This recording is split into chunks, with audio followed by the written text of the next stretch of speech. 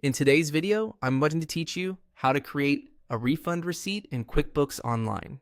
A refund receipt records money you're giving back to a customer, and it reduces your income while keeping your books reconciled.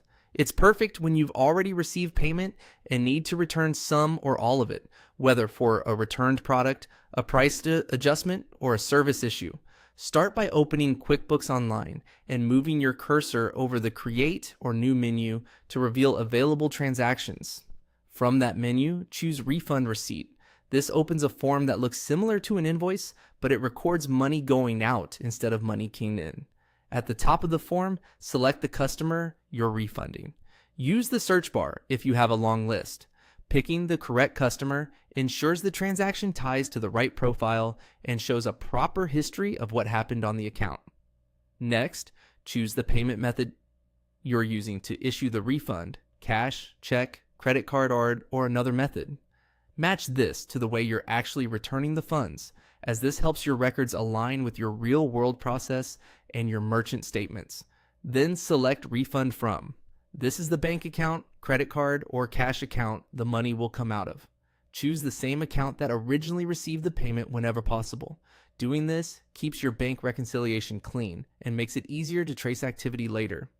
Move down to the line items and enter the service date if it applies. This is typically the date the product was returned or the service was originally provided. Consistent dating makes reporting clearer. In the product/service field, select the exact item the customer is returning or being credited for. This keeps your item reports accurate and ensures revenue and, if applicable, inventory are adjusted correctly. Enter the quantity you're refunding. If you're refunding a single item or 1 hour of service, enter 1. If it's multiple units, reflect that here. Add the rate for the item. This should match the price you originally charged before any discounts. If the rate has changed since the original sale, use the rate tied to the transaction you're reversing. Review the amount. QuickBooks will usually calculate it automatically by multiplying quantity and rate, but you can adjust it to match the exit refund you've agreed on. If sales tax applies to the item, QuickBooks will use your item settings to handle it accordingly. When everything looks right, click Save. Your refund receipt is now recorded, ready for your reports and bank reconciliation, and it will appear in the customer's transaction history.